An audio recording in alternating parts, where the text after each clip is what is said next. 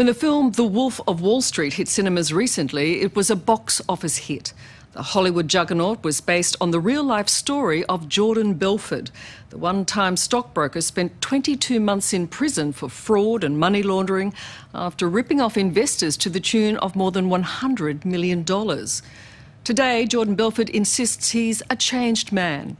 In fact, he's coming to Australia, selling his tale of redemption and the importance of ethics in business at high-priced seminars. But the real Wolf of Wall Street may not be all he seems, and authorities in the US want to know what's happening to his newfound fortune. 2, 3! My name is Jordan Belfort. Not him. Me.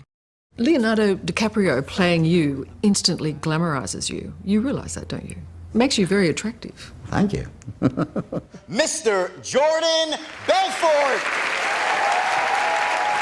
When Leonardo DiCaprio portrayed the Wolf of Wall Street, I'm talking about this. Jordan Belfort's story was given a Hollywood polish.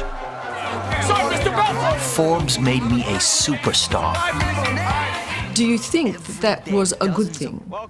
Should you have been an attractive person? Well, I prefer him than Danny DeVito playing me, I'd probably say, although I love Danny DeVito and everything. I'm not saying I'm as handsome as Leo, it's not about that, but I had that charisma for sure. That was part of who I was. So to try to have someone with that lacked the charisma that I had and still have, to try to pull that off, it would have been ridiculous. But in truth, Jordan Belfort's life was one of deceit, depravity, and drugs. The former stockbroker defrauded his investors of millions of dollars before ending up behind bars. Does it glamorise your crime then? Does that film glamorise what you did? I think it glamorizes things that are glamorous. Some of the stuff is glamorous. And I think if you walk into that movie and you can't, if you walk out thinking, I want to do just that, then you have a problem. You walked into the movie with a serious problem. It was a life of debauchery. Totally. And you smile when you say that. Smile. I usually smile when I'm embarrassed about something. Is that true? Yeah, it's my way of, when I'm embarrassed about something, I'll give a little, you know, I mean, how can you not be a little bit embarrassed about it, you know? Well, what embarrasses you most about that time? I mean, listen, some of the stuff with, you know, with the hookers and the, and that sort of stuff, obviously now is, you know, a person sober for 17 years, you know, where I'm doing cocaine and off of, like as you saw in the movie, off of, you know, a hooker's derriere, okay? So that sort of stuff obviously is a tad embarrassing to me, you know?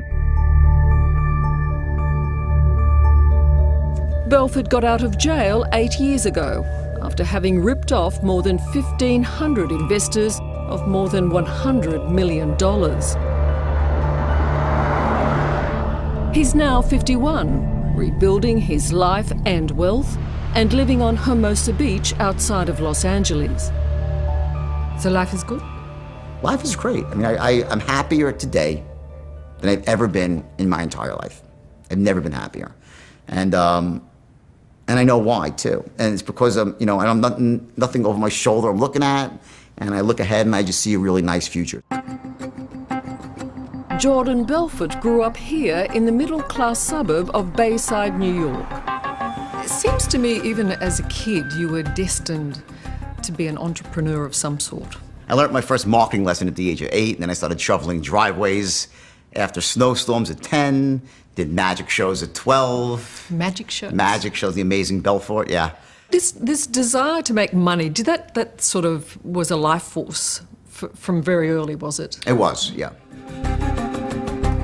And it was Wall Street where Belfort would fulfil that burning ambition to become rich. So when I walked into this brokerage firm, you know, I had to show all my energy, and it's true. In the movie, they say I pitched the stock to my to the guy hiring me, and what they don't say is a really classic line. Is he looked at me, and goes, "Wow," because I've never. He goes, "Whoa, slow down, slow down." And never met anybody like you. He goes, either one of two things are going to happen. Either you're going to end up being the biggest broker in Wall Street history, or you're going to end up in jail. The guy was a genius. He was right on both accounts. So there you go. By 1989, Belfort was running his own investment banking firm, Stratton Oakmont, here on Long Island. It was the setting for what would become a lifestyle of extraordinary excess. Was it as excessive as we're led to believe? Yeah, it was an over-obsession of drugs, hookers, spending money as much as you could spend, boats, planes, helicopters. But you know what? He understands about one thing, greed, and about success, and the big one, he prays to the dollar. He loves money. Private investigator and former NYPD detective Bo Deatle got to see Belford up close. He was hired to build and maintain security for Stratton Oakmont and even played himself in the film. He's trying to rattle you. He's trying to rattle your old lady so she nags you until you become a witness. Deatle became one of Belford's close friends. But today, his views of Belford are not so friendly. He's smart, you're dumb. He's a punk. And if he doesn't like it, I don't think he can do too much about it. See, it's here and it's there. He may have it here, but he ain't got it there. Belford's scam was fairly simple.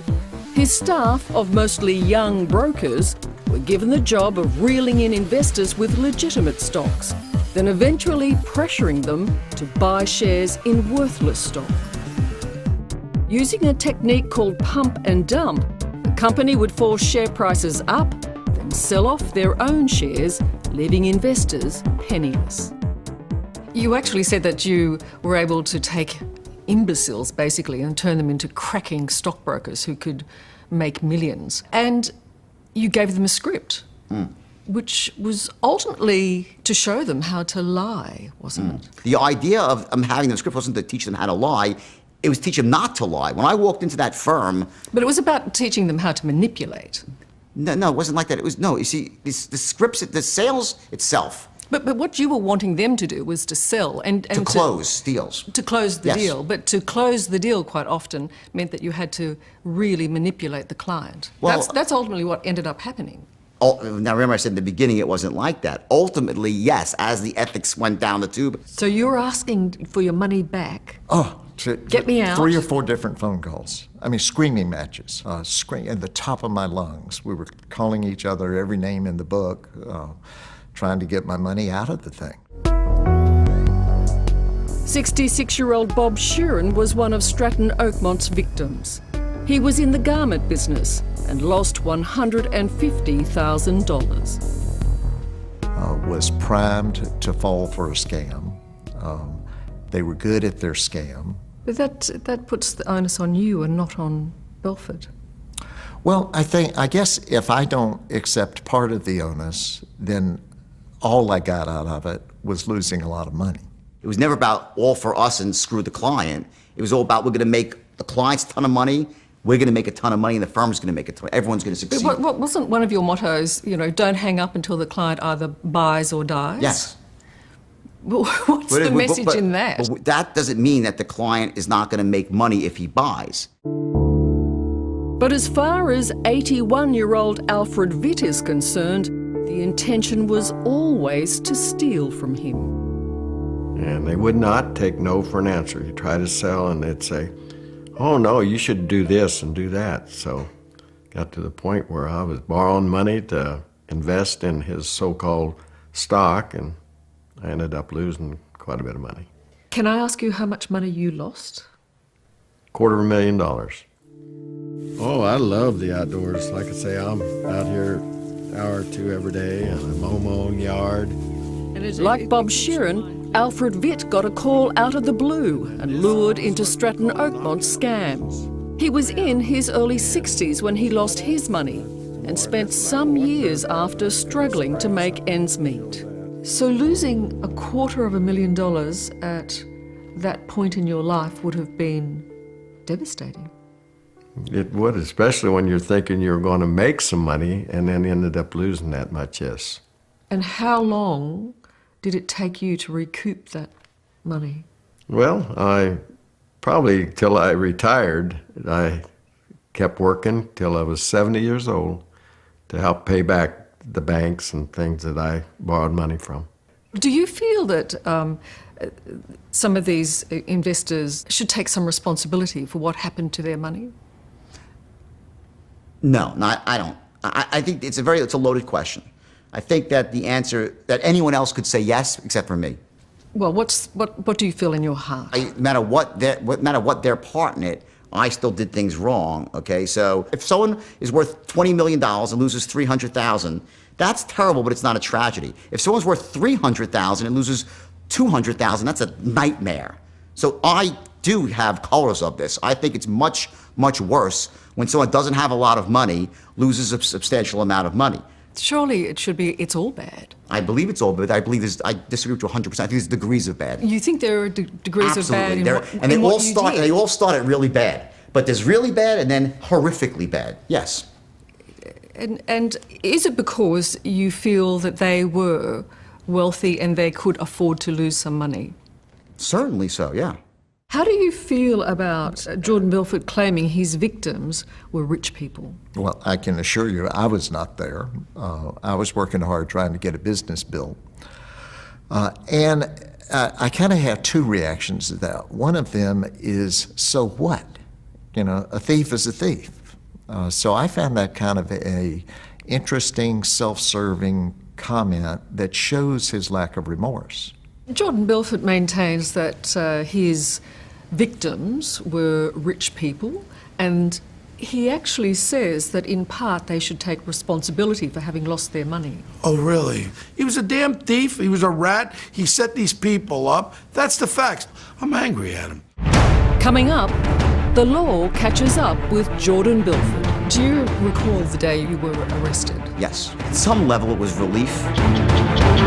I've said enough about this. Let's move on. And the wolf, let me ask you this one thing on, okay? Bares his teeth. Is that an attempt to hide your income? I'm not going to get attacked here, so I'm done with this. Next.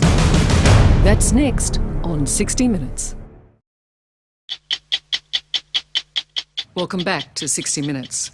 Jordan Belfort is the real Wolf of Wall Street, the one-time stockbroker on whom the Hollywood blockbuster was based. His was a life of debauchery and fraud, a crime for which ultimately he would be sent to prison. Now a free man and a motivational speaker, Belfort says he's a redeemed man who is repaying his victims. But as we discovered, the new wolf might not be all he claims to be. After years of making and spending millions of dollars, Jordan Belfort's world came crashing down when he was arrested in 1996. His fall was as spectacular as his rise. Do you recall the day you were arrested? Yes, because I knew I was under investigation, and like it was really weird. I'd get a subpoena and then wouldn't hear anything for 6 months. Then another subpoena, so it's like you're dying in slow motion. So when I finally got arrested, I felt sort of relieved. But relief quickly turned to reality. Facing the prospect of more than 20 years jail, he did a deal with the FBI and testified against his mates. You had to rat on your friends to achieve a reduced sentence. Was that a good thing to have done? Well, this is a good question. You know, I think I didn't do a very good job at it because I ended up slipping my friend a note. But nonetheless, you made the decision. Number one, I had no choice because they were threatening to indict my wife. But it wasn't just one mate. You had to give evidence against a number of people. Well, 90% of the people I gave evidence against were already giving evidence against. Everyone was cooperating at the same time. So it wasn't sort of like I'm the only one. Everyone was. Jordan Belfort was sentenced to 4 years jail for defrauding his clients and ordered to pay restitution of $110 million, the money to come from 50% of his gross earnings. But Jordan Belfort argues that that court order only applied during his period of probation, which ended in 2009. Needless to say, the US Department of Justice and his victims have a very different view. How much have you gotten back? About 8,000.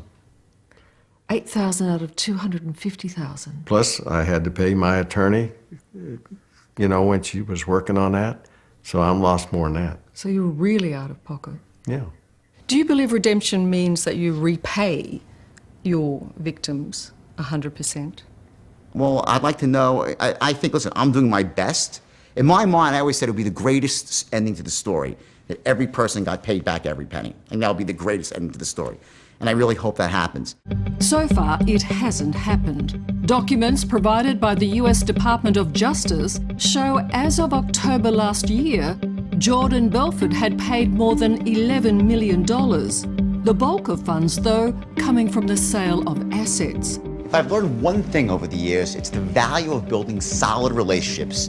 Certainly, Jordan Belfort is making good money. Hey everybody, Jordan Belfort here, author of The Wolf of Wall Street. He's written 2 bestsellers about his criminal past, sold the movie rights, and since established himself as a highly paid speaker on the international circuit, selling himself as a guru of business ethics. And I have to tell you this, some people think sales is a dirty word.